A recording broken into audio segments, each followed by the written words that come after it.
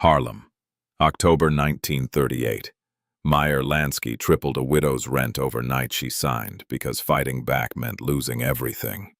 Bumpy Johnson heard her name and walked into Lansky's world 7 days later. To understand what made the entire Mafia recalculate, we go back to that contract. The hallway light on 134th Street flickered every 30 seconds. Not broken, just tired. Like everything else in that building. The smell hit you before you even reached the 3rd floor. Old cigarette smoke baked into the walls. Wet wood that never fully dried. Grease from 100 dinners cooked on small stoves behind thin doors. It was the smell of people living close together, keeping their heads down, making it work. Ruth Kaplan had lived on that 3rd floor for 11 years. She knew every sound the building made, the pipe that knocked twice every morning at 6. The couple on the 2nd floor who argued in Polish every Sunday.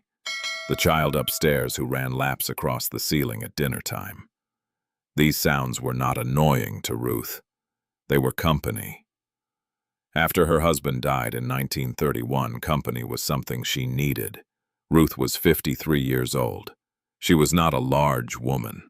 She wore her gray hair pinned back tight and kept her apartment cleaner than anyone else on the floor. She owned the building all 3 floors because her husband had bought it in 1924 with money saved over 15 years of work.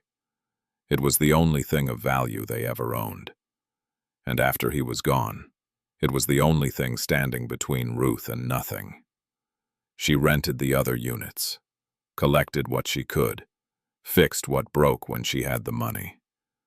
It was not a comfortable life, but it was hers. On the morning of October 14th, 1938, someone knocked on her door at 8:45. She was not expecting anyone. The man at the door was not tall, but he filled the frame. Dark coat, clean shoes. He had the kind of face that did not change expression easily. He smiled when Ruth opened the door, but the smile did not reach his eyes. He said his name was Mr. Caruso. He said he was there on behalf of the new property management company that had recently acquired an interest in several Harlem buildings. He said it very casually, the way a man says something he has said 100 times before. Ruth told him she did not know any property management company. She owned the building herself. Caruso nodded slowly, like he had expected her to say exactly that. He reached into his coat and pulled out a folded document. He held it out to her. When she did not take it immediately, he set it on the small table just inside her door. He told her the document explained everything clearly. The rent on her own unit would be adjusted. The terms of the building's operating arrangement would also be adjusted. He used the word adjusted 3 times in 2 minutes. He never once said increased. Ruth unfolded the document. She read the first paragraph. Then she read it again. Her rent was going from $12 a month to $36. Tripled. Effective the 1st of November. 17 days away. She looked up at Caruso. She asked him who authorized this. He smiled again. He said the document was already signed by the appropriate parties. He said she would want to review it carefully and return a signed copy to the address listed on the back page within 5 business days. Ruth asked him again, who authorized this?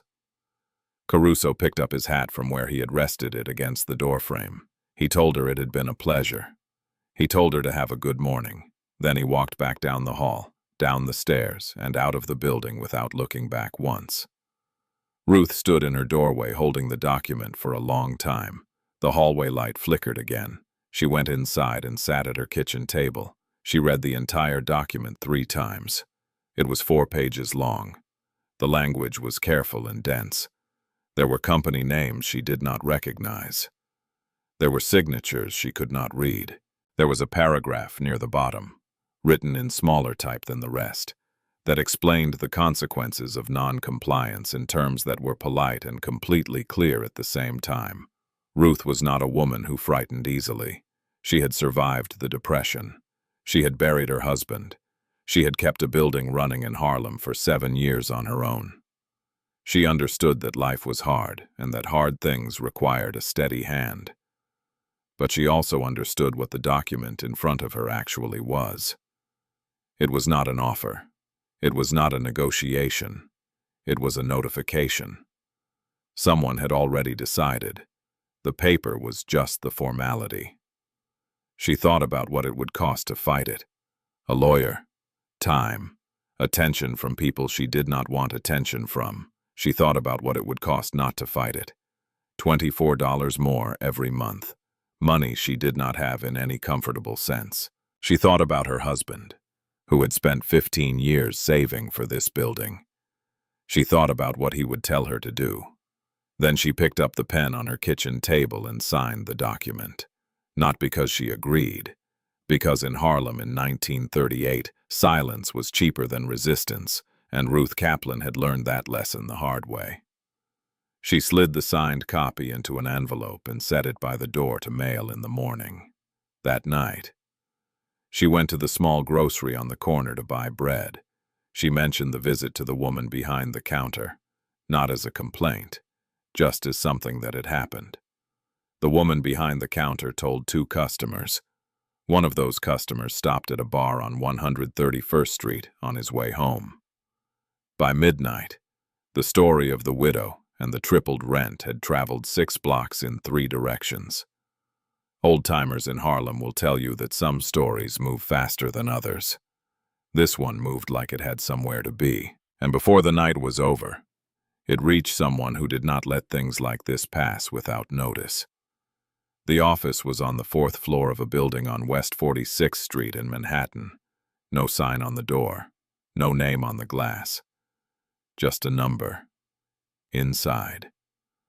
The room smelled like cigarette smoke and black coffee and something else underneath the particular smell of a space where serious men spent serious time thinking about money. 3 filing cabinets along the wall. A desk buried under ledgers. A single lamp that threw yellow light across everything and left the corners dark. Meyer Lansky sat behind that desk every morning by 7:30. He was 40 years old in 1938. Small man. Quiet voice. He dressed like an accountant because in many ways that is exactly what he was, the most dangerous accountant in the United States. While other men in his world carried guns and made noise, Lansky carried numbers. He understood that money was the actual weapon. Everything else was just theater. He had been keeping the books for the most powerful criminal organization in America for nearly 2 decades. He knew where every dollar came from and where every dollar went. He knew which judges cost how much and which politicians needed what.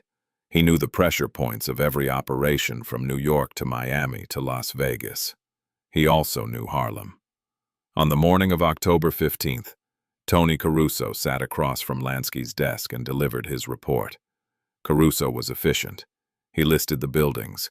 He listed the numbers. He described the conversations. He mentioned Ruth Kaplan, briefly a widow. Compliant. No trouble. He mentioned that the document had been signed and collected. Then he mentioned one other thing. He said the story had moved through the neighborhood faster than expected. He said a name had come up twice in conversations his people had overheard. He said the name with the careful tone of a man delivering information he is not sure how the listener will receive. Bumpy Johnson. Lansky did not react visibly. He wrote something in his ledger. He asked Caruso to repeat the name. Caruso did.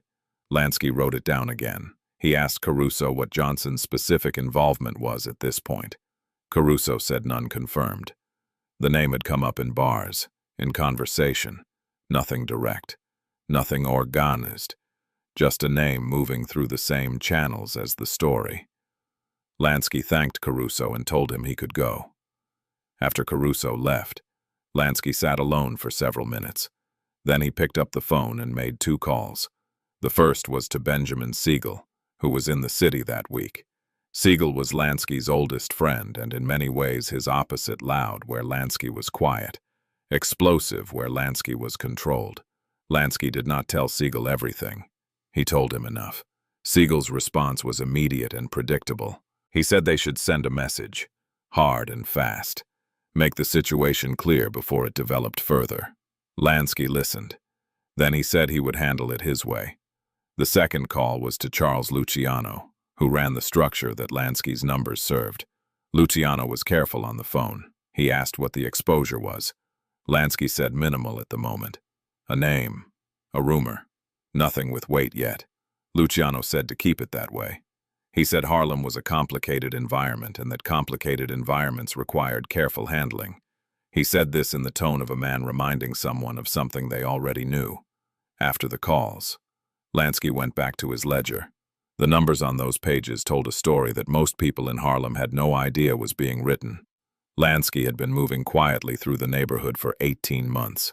Not loudly, not with force, with paperwork, with shell companies and property transfers and lease adjustments, with the slow, patient accumulation of legal instruments that added up to control without ever announcing themselves as such. Ruth Kaplan's building was not special. It was one piece. There were 31 other pieces in various stages of acquisition across Upper Manhattan. The goal was not to take anything dramatically. The goal was to own it so thoroughly and so quietly that by the time anyone understood what had happened, it would already be done. The name Bumpy Johnson complicated that calculation. Lansky knew who Johnson was. Any serious operator in New York knew who Johnson was. He was not just a criminal figure. He was something more specific and more difficult. He was the man that Harlem organized itself around. His presence in a situation changed the situation. Not because he was violent, though he could be, but because he understood loyalty in a way that made people do things for reasons that had nothing to do with money. That was the variable Lansky's numbers could not easily account for. He sent a message back through Caruso. Polite, indirect. The kind of message that said everything without saying anything directly. The message communicated that the business being conducted in Harlem was legitimate commerce, that it was open to discussion, that there was no reason for tension. The message reached the right people by evening. Harlem received it and said nothing back. In Lansky's experience, silence from a negotiating party usually meant one of two things. Either they were considering the terms, or they were not going to negotiate at all. He made a note in his ledger and moved to the next column. Those ledgers from the late 1930s are largely gone now, scattered, destroyed, or buried in records that were never meant to be read.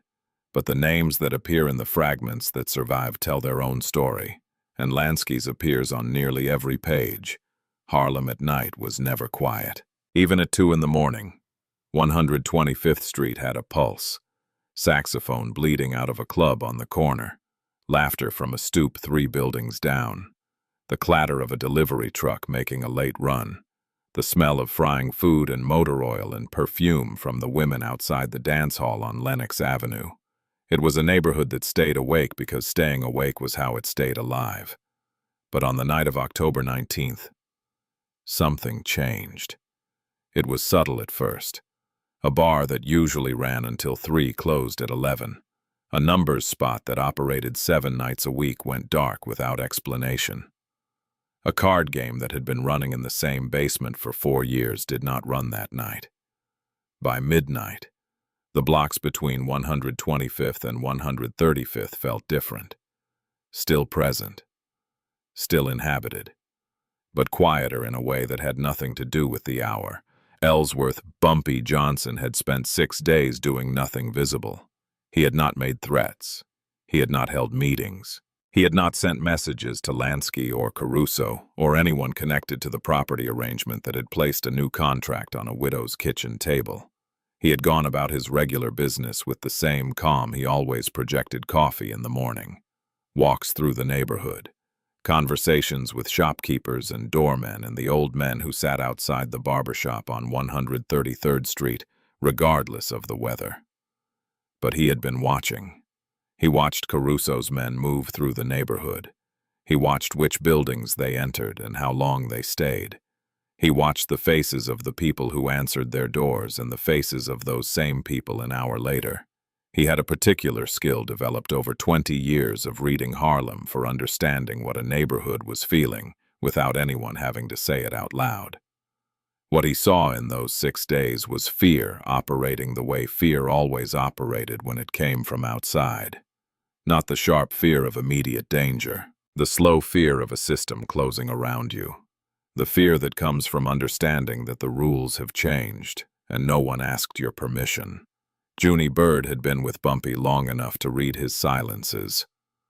On the 5th day, he sat across from Bumpy in a booth at the back of a diner on 8th Avenue and asked him directly what the plan was. Bumpy drank his coffee. He looked out the window at the street for a long moment. He said the plan was to let Caruso's people collect for one more day. Junie asked what happened after that. Bumpy said Harlem was going to take a rest. Junie understood. He spent the rest of that day making quiet rounds. He did not give orders. He had conversations. Short ones. A word here, a word there. He spoke to bartenders and shop owners and the men who ran the informal economy that kept the neighborhood moving. He did not explain the full picture to anyone. He did not need to. In Harlem, Bumpy Johnson's intentions moved through the community the way his name did, faster than anyone could track, and with a weight that people felt before they could articulate why. On the evening of October 20th, Tony Caruso sent 2 of his collectors into Harlem for their regular rounds. They came back with almost nothing. The bar on 131st Street was closed. The owner had a sign in the window that said "Family Emergency." The numbers operation on 128th had no activity. The man who ran it said he had been sick all week and apologized. A restaurant that owed a weekly payment had locked its doors 2 hours early. A card room that was supposed to produce a specific envelope on Tuesday nights produced nothing because there was no game. Caruso made calls. He got explanations. Each one was individual. Each one was reasonable. Each one was completely impossible to disprove. And each one, taken alone, meant nothing. Taken together, they meant everything. Stephanie Street. Claire had seen this before. She was older now, no longer at the center of Harlem's operations, but she had been there when the neighborhood had learned to defend itself without weapons. She had helped teach it.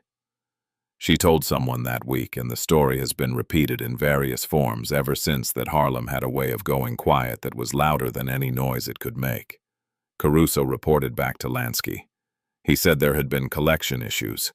He said it appeared to be coordinated, but he could not confirm coordination because every individual excuse was clean. He said the total loss for the evening was significant. Lansky asked how significant. Caruso told him.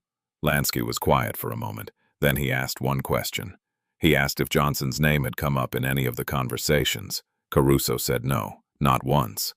No one had mentioned him. No one had referenced him. His name had been completely absent from every interaction. Lansky understood immediately what that meant. An absence that deliberate was not an accident. It was a signature. The most effective message Bumpy Johnson sent that week was the one he never put his name on. Some of the shop owners who closed early that night said later they had simply needed a rest. That business had been slow. That it was a coincidence. Harlem has always been good at protecting its own stories. But the old-timers remember that October differently. They remember a night when the neighborhood breathed in and held it, when every closed door and dark window said the same thing in the same language to the same audience. And the audience heard it perfectly. The restaurant was called Carmine's. It sat on a quiet block in Midtown Manhattan, the kind of place that did not advertise and did not need to. The windows were dark from the outside.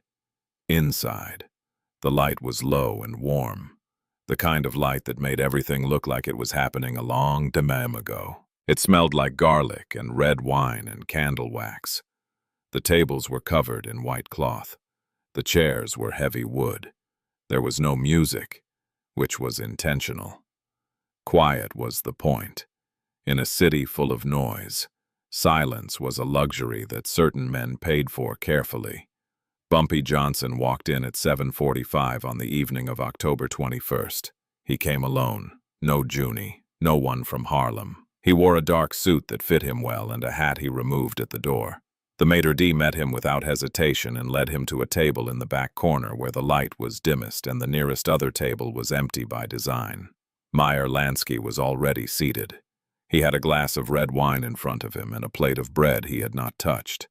He watched Bumpy cross the room the way a man watches something he has been thinking about for several days, measuring, calculating, adjusting whatever he had prepared to say against the reality of the man now pulling out the chair across from him. They shook hands. Brief, firm. Neither man smiled. A waiter appeared, poured wine for Bumpy without being asked, and disappeared. Lansky spoke first. He said he appreciated the meeting. He said he understood that Bumpy was a busy man and that his time was valuable. He said these things in a tone that was professional and careful, the tone of a man who had opened difficult conversations before and knew exactly how much warmth to put into the first 60 seconds. Bumpy picked up his wine glass, held it for a moment without drinking, and set it back down. He said he wanted to talk about Ruth Kaplan. Lansky nodded. He said Ruth Kaplan was a tenant in a building that had recently come under new management arrangements. He said the lease adjustment was standard. He said these things like they were facts in a ledger, which to him they were. Bumpy looked at him for a long moment without speaking. Then he said, "She's been in that building for 11 years. Her husband built it. She has no one." Lansky said he understood. He said business did not always account for individual circumstances. He said this without apology because he was not a man who apologized for arithmetic. Bumpy said, "That's not why I'm here." Lansky waited. Bumpy leaned forward slightly. He said the widow was one name, one address, one contract. He said what he was actually there to talk about was the 18 months before that contract. He said he had been watching the same thing Lansky had been doing, just from a different direction. Lansky's expression did not change, but something behind his eyes shifted, the kind of shift that happens when a man realizes the conversation he prepared for is not the conversation he is actually in. Bumpy said he knew about the shell companies. He named 2 of them. He said he knew about the property transfers on 128th Street and on Street, Nicholas Avenue, and on 3 blocks of 133rd. He said he knew the pattern because he had watched it build piece by piece across 18 months and had understood what it was before most people in Harlem had any idea it was happening. The restaurant was quiet enough that they could hear the candle between them burning. Lansky picked up his wine glass, drank slowly, set it down with the same care he gave everything. He said, "You've done your homework." Bumpy said, "Harlem is my homework." There was a long pause. A waiter appeared at the edge of the room, read the table from 30 feet away, and retreated without approaching. Lansky said he wanted to be direct. He said the arrangements being made in Harlem were legal. They were documented. They moved through proper channels. He said there was nothing in what his organization was doing that required anyone's permission. Bumpy said, "I know. That's the problem." He explained it the way a man explains something he has thought about for 6 days without sleeping enough. He said legal meant nothing in Harlem because Harlem had never been protected by legal. He said the people in that neighborhood had survived for decades not because of courts or contracts, but because of relationships, because of trust, because of a structure that existed below the surface of every official document and that kept things functioning when everything else failed. He said when you buy a building in Harlem, you don't just buy the building. You buy into something you don't understand yet. And if you don't understand it before you buy, you will understand it after, and by then it will cost more. Lansky was quiet for a long moment. Then he said, "So what are you proposing?" Bumpy said, "I'm not proposing anything tonight. Tonight I'm telling you what you're actually dealing with." He finished his wine. He stood up. He buttoned his jacket. He said, "Think about what that's worth to you." Then he put on his hat and walked back through the restaurant and out into the Manhattan night, leaving Meyer Lansky sitting alone at a table with an untouched plate of bread and a conversation he had not expected. No record of that meeting exists in any official document. What remains are fragments, a mention in a letter. a reference in a later deposition. The memory of a waiter who said 2 men sat in the back corner for 40 minutes and barely touched their food. But the men who knew both figures say the meeting happened, and they say Lansky sat in that restaurant for another hour after Bumpy left, alone, refilling his glass twice, which was unusual for a man known for his discipline. Great wars rarely announce themselves. They begin in quiet rooms, over untouched food, between 2 men who both understand exactly what is being decided. Bumpy came back, 3 days after the restaurant. Same table, same low light. This time he arrived carrying a leather satchel that he set on the floor beside his chair before he sat down. He did not open it immediately. He ordered coffee. He waited for Lansky to finish the sentence he was in the middle of before acknowledging what was sitting between them. Lansky had spent 3 days thinking. It showed in the way he held himself slightly forward, elbows on the table, the posture of a man who had run calculations and arrived at a number he did not entirely like. He had done what careful men do when something surprises them. He had gone back through everything, every document, every transfer, every company name and registered agent and bank account connected to the Harlem operation, looking for the leak, looking for the point where someone outside his circle had seen enough to understand what they were seeing. He had not found it, which told him something important about the man sitting across from him. Bumpy opened the satchel. He placed a stack of papers on the white tablecloth, not dramatically, the way a man places something he has been carrying for a long time and is finally setting down. The papers were property records, transfer documents, corporate registration filings from the New York Secretary of State's office, bank correspondence with letterheads from 3 Manhattan institutions. He had organized them by date, going back to March of 1937. He pushed them across to Lansky without speaking. Lansky looked at the top page, then the next. He did not rush. He moved through the documents the way he moved through his own ledgers methodically, absorbing, cross-referencing in his head against things he already knew. After several minutes he looked up. Bumpy said, "Ruth Kaplan's building is number 32. Lansky said nothing. Bumpy said, "You started with the buildings that had the weakest ownership. Elderly landlords, estates in probate, owners behind on taxes. You moved through shell companies so that no single transfer looked like part of a pattern. Different company names, different registered agents, different banks." He paused. Let the words settle. "But the money came from the same place every time, and I know where that place is."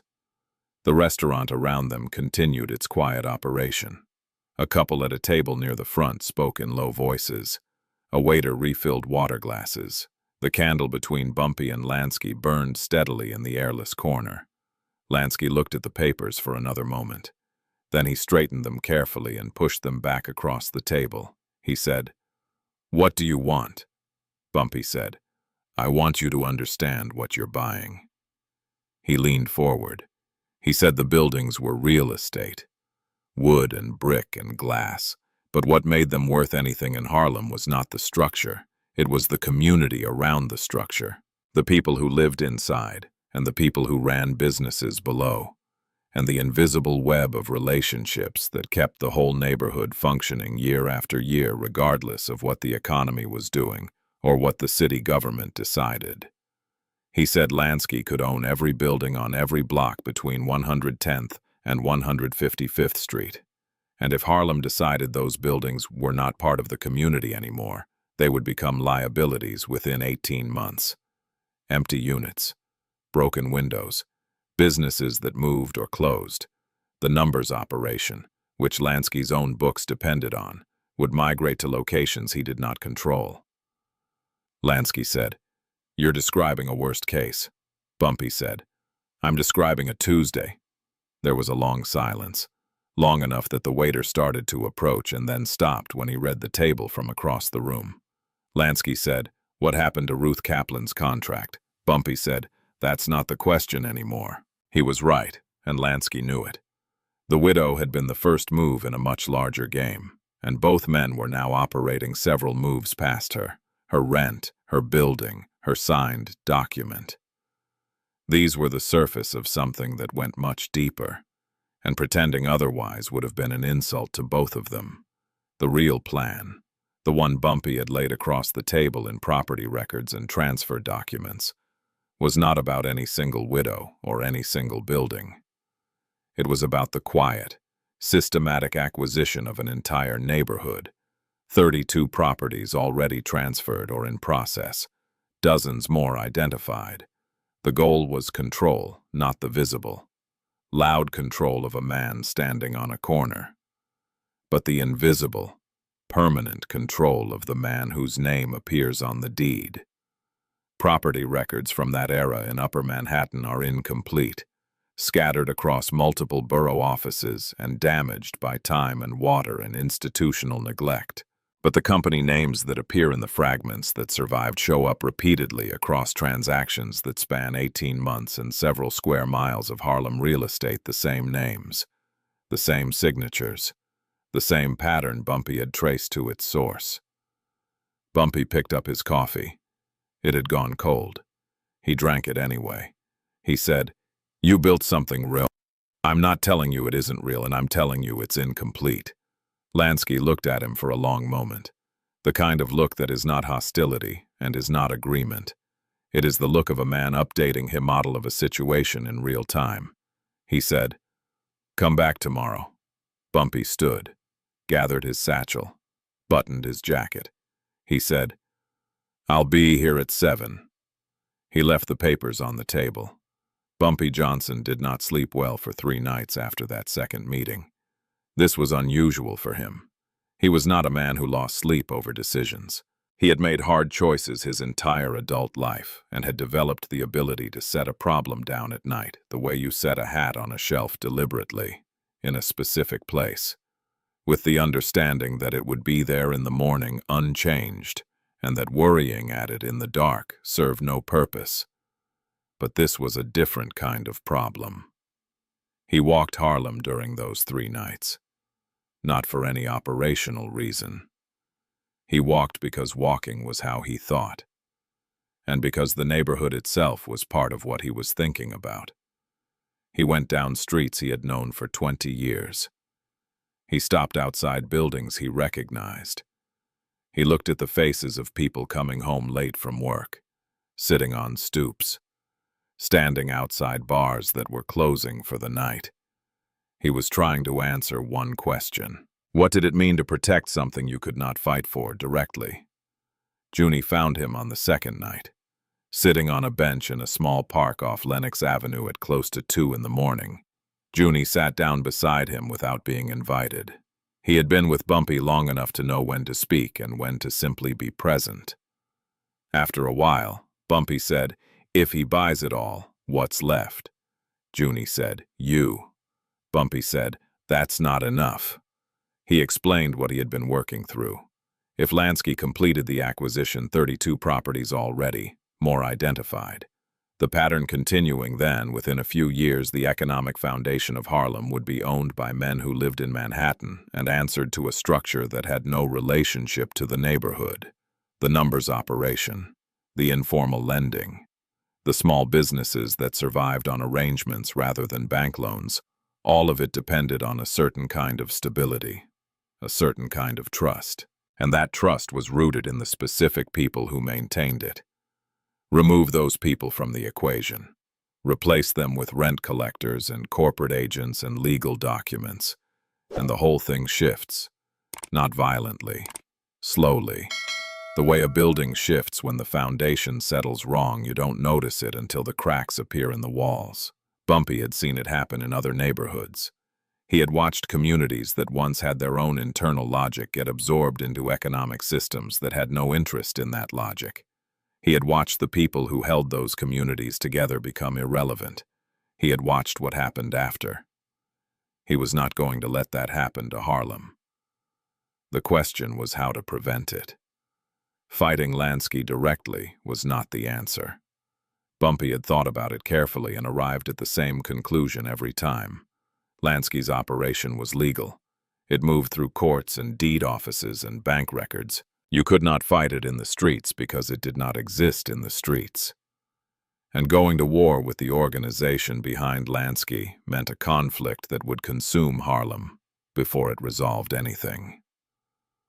On the third morning, Bumpy arrived at a different answer. He went back to Carmine's at 7 o'clock. Lansky was at the same table, same posture, same careful stillness. There was coffee already poured for both of them, which told Bumpy that Lansky had been thinking as well and had arrived somewhere specific. Bumpy sat down. He did not open his satchel. He did not put any papers on the table. He said, "I want in." Lansky looked at him without expression. Bumpy said he was not asking Lansky to stop. He was not asking him to reverse what had already been done. He understood the operation was real and legal and moving forward with or without his cooperation. He said fighting it from the outside was a losing position and he was not interested in losing positions. He said he wanted a seat at the table, not a symbolic seat, a real one, with real information, real involvement, and real benefit when the properties produced income. In exchange, he would do what no amount of legal documentation could do on its own. He would ensure that the community surrounding those properties remained functional, productive, and stable. He would be the thing that made Lansky's investment worth what Lansky believed it was worth. He said, "You need Harlem to work. I'm the reason it works." Lansky was quiet for a long time. Then he said, "That's a significant ask." Bumpy said, "It's a fair one." Another silence, long enough that the coffee cooled in both cups. Lansky said, "I'll need to make some calls." Bumpy said, "I know." He picked up his coffee, drank it cold. He said, "While you're making them, Ruth Kaplan's rent goes back to $12. Lansky looked at him. For the first time in 3 meetings, something almost like a smile crossed his face. Not warmth, recognition. The expression of a man who has just confirmed a suspicion he had been carrying since the first night in this restaurant. He said, "Done." A few people who knew both men have said over the years that what Bumpy proposed that morning was obvious in retrospect, that anyone who understood both sides of the situation would have arrived at the same answer eventually. Maybe that's true. But the fact remains that in the weeks that followed, several Harlem properties changed hands in ways that didn't fit the previous pattern. New names appeared on documents. Arrangements were made that no one announced and no one explained. The neighborhood kept running, and Ruth Kaplan received a corrected lease in the mail with no accompanying letter. Sometimes the only way to keep a neighborhood is to stand with the money that's already decided to own it and make sure it understands what it's actually buying. The news moved through Harlem the way all serious news moved, not through newspapers or official announcements, but through the small, careful conversations that happened in back rooms and on street corners and in the kitchens of people who knew people. By the end of the first week of November, enough had leaked that certain men in certain positions began to understand that something had shifted. Not everything, not the details, but the shape of it. The general outline of an arrangement between Bumpy Johnson and the organization behind Meyer Lansky. And for most people in Harlem, the reaction was relief. But not for everyone.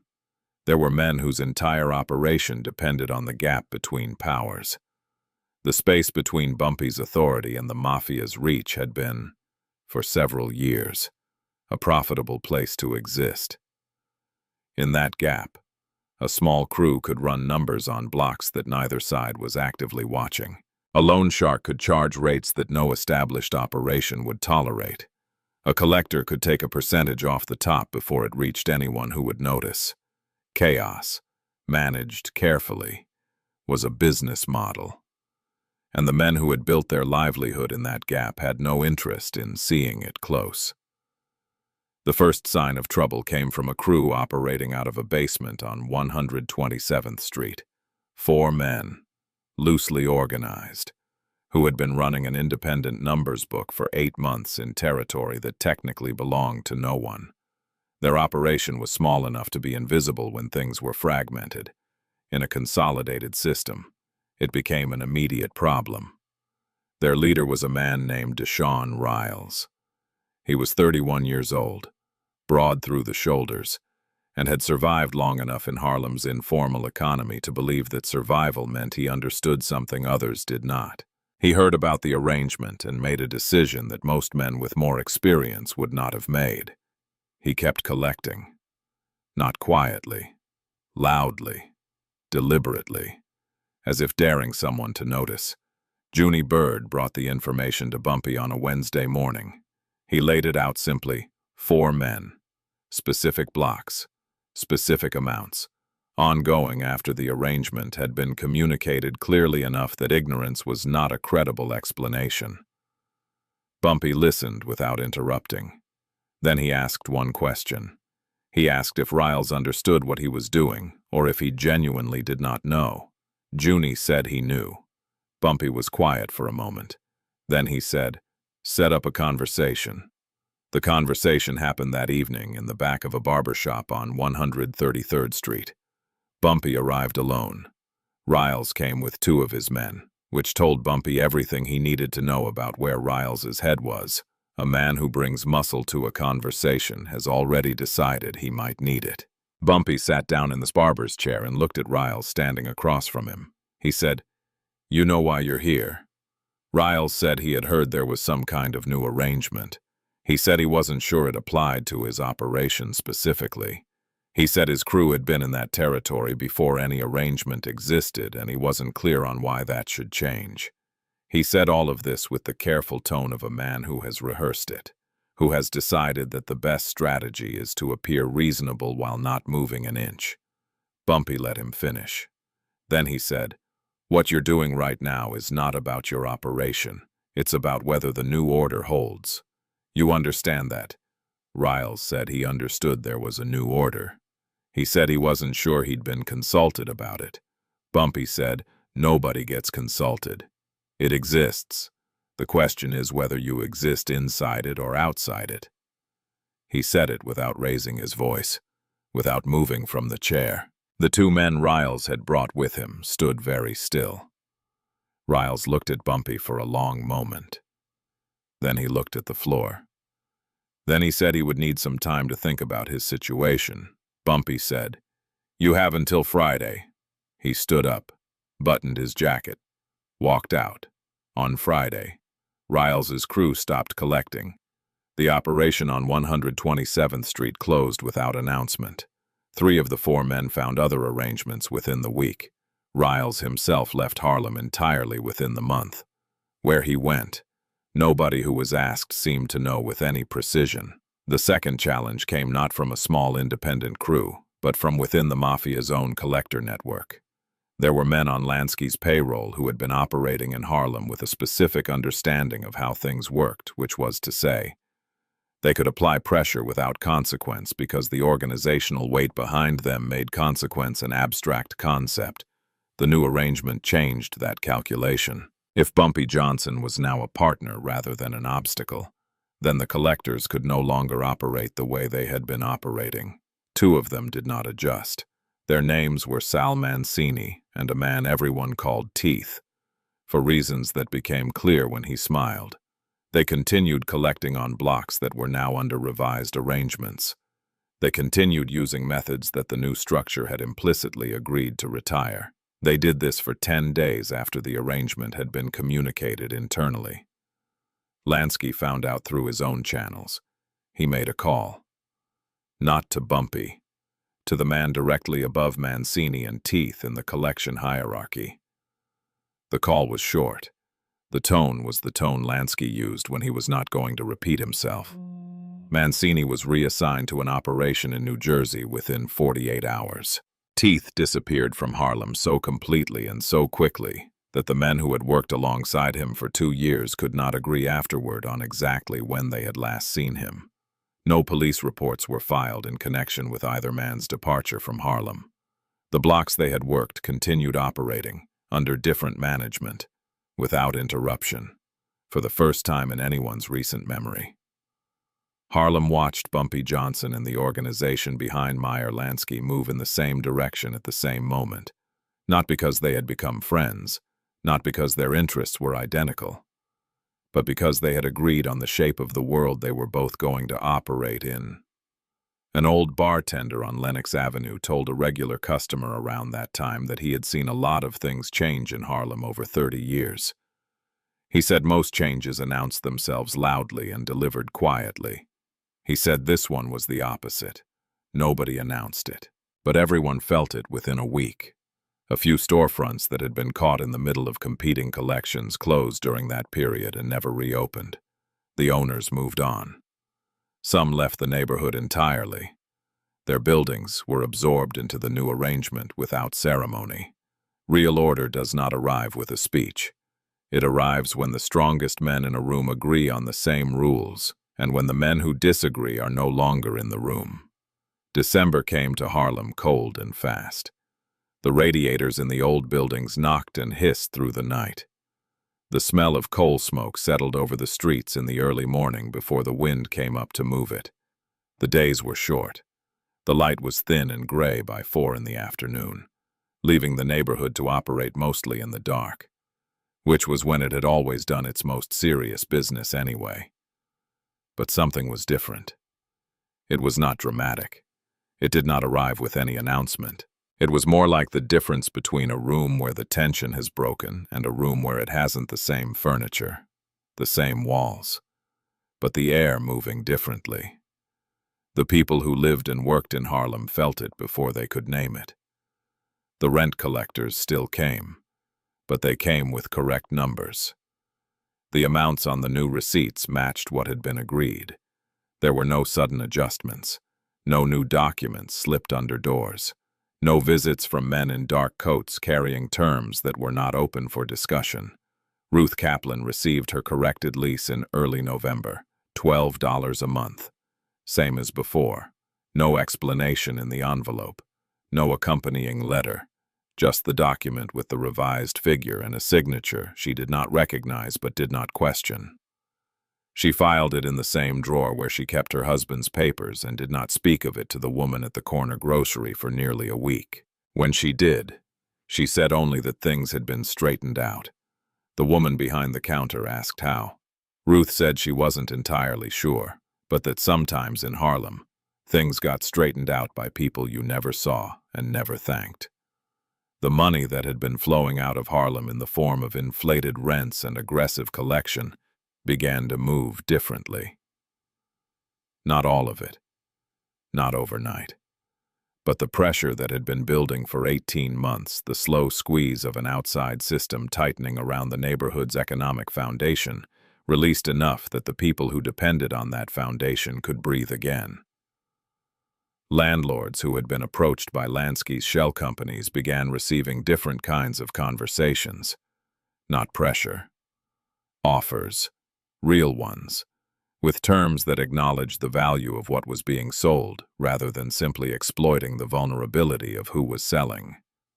Several accepted, several declined, and were not approached again. The Manhattan lenders who had been providing the financing for the acquisition began to see the Harlem portfolio differently, not as a collection of properties in a distressed neighborhood that could be acquired cheaply and managed remotely, but as a functioning economic ecosystem that required a specific kind of management to remain productive.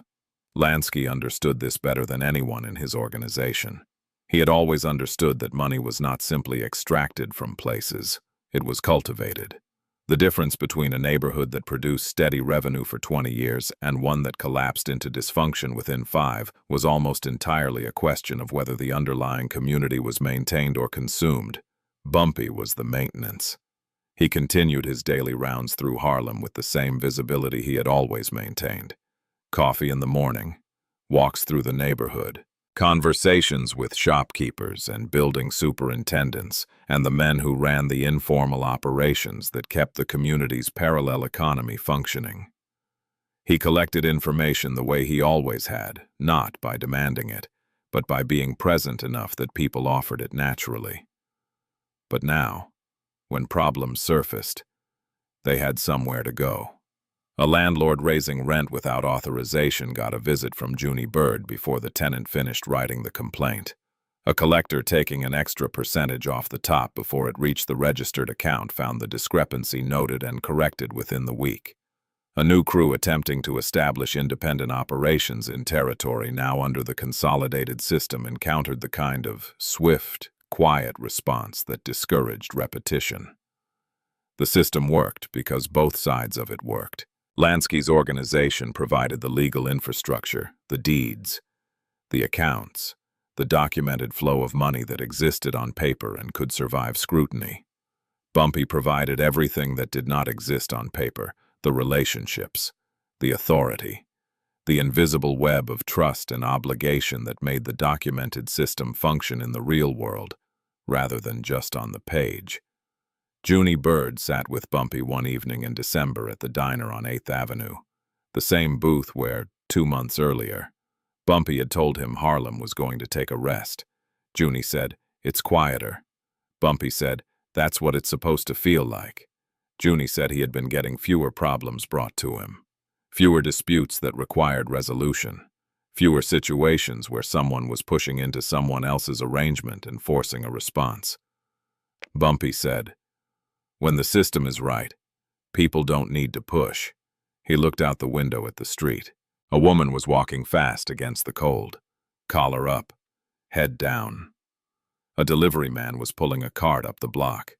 2 men were talking outside a bar, their breath visible in the cold air. He said, "The question is how long it holds." Junie said, "You don't trust it." Bumpy said, "I trust what I can see. I can see it working right now. I don't know what I can see in 5 years." He was right to be careful. Systems built on informal agreements between powerful men had a natural lifespan determined by whether those men remained in power and whether their successors honored what they had built. Bumpy knew this from experience. He had seen arrangements that worked perfectly, dissolve the moment the men who made them were no longer in the picture.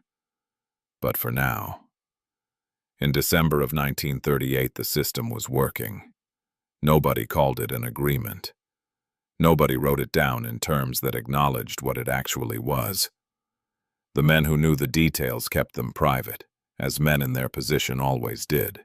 The people who benefited from it understood only that something had changed for the better without knowing exactly why.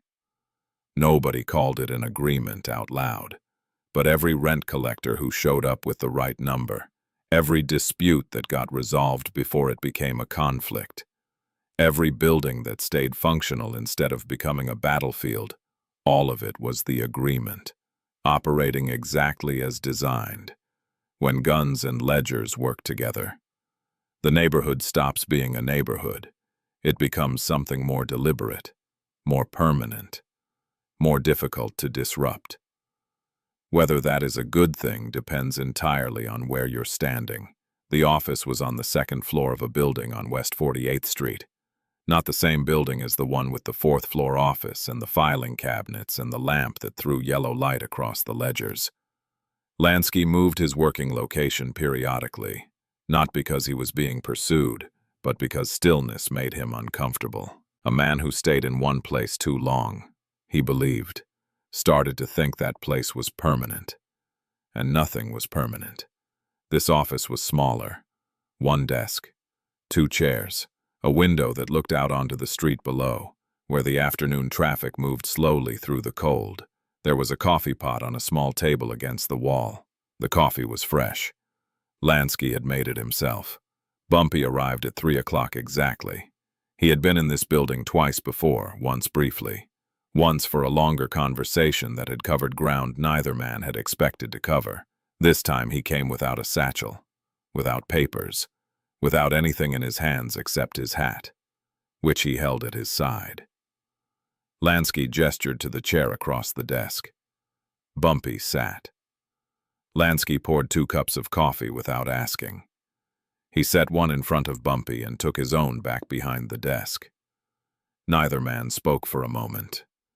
It was not an uncomfortable silence. It was the silence of 2 men who had moved past the stage of a relationship where silence required filling.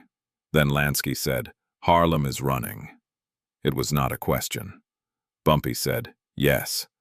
Lansky said, "The December numbers are better than November. November was better than October." He paused. October was a problem. Bumpy said, "October was a message." Lansky looked at him. He said, "I received it." He picked up his coffee, drank slowly, set it down. He said, "I want to talk about what comes next." Bumpy said, "So do I." What came next was a conversation that lasted 2 hours and covered territory that neither man had been willing to approach in the earlier meetings at Carmine's. Those meetings had been about the immediate situation, the widow, the contract, the shell companies, the initial shape of an arrangement. This conversation was about the longer horizon.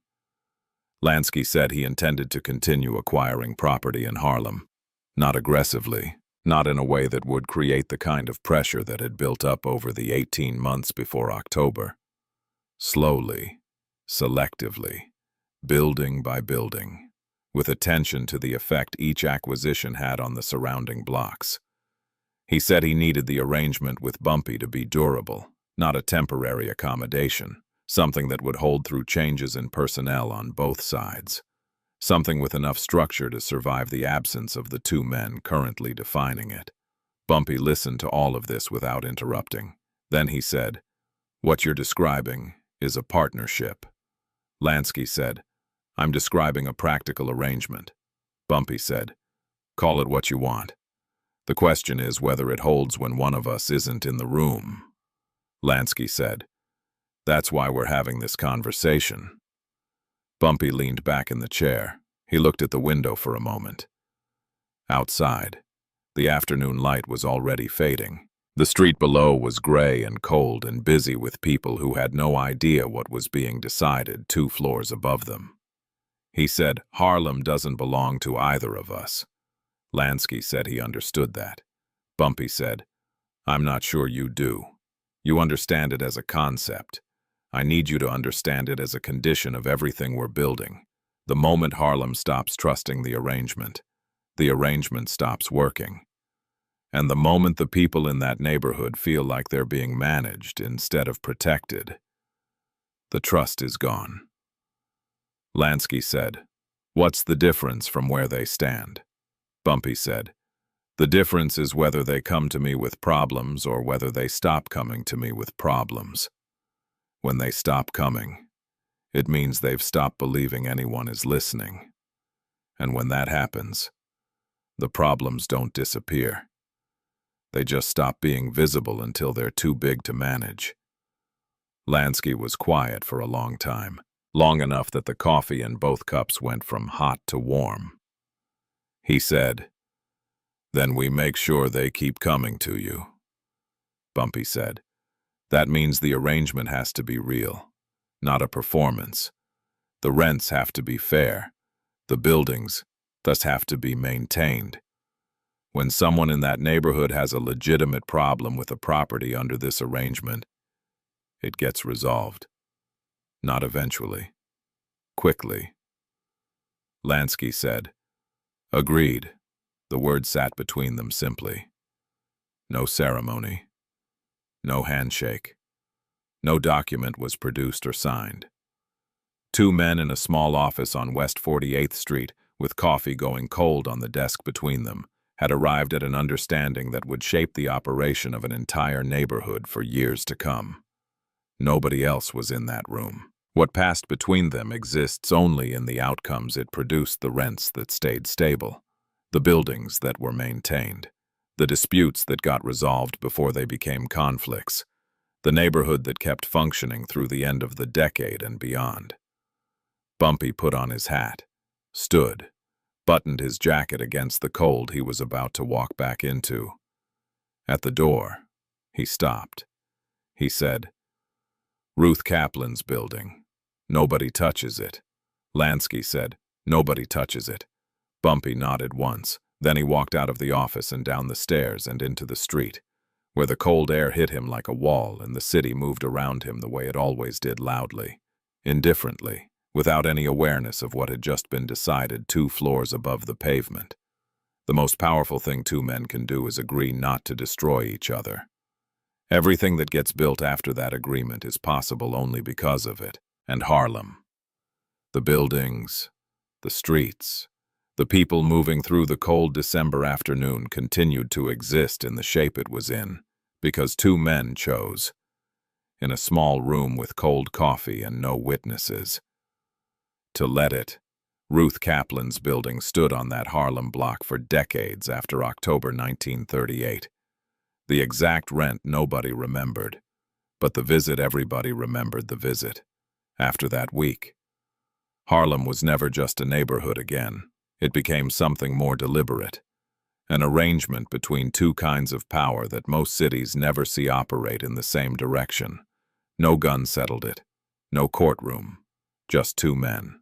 Cold coffee. And a decision made in a room with no witnesses. Stories like this one don't live in police files. They live in the walls of buildings that are still standing. In the memory of people who watched a city change without anyone announcing it was changing. If this kind of history moves you, the kind written in back rooms, not front pages, there are more stories where this one came from. Stay with us. And before you go, tell us in the comments. If you were Bumpy Johnson that night, would you have made the same offer, or would you have walked away and fought it differently?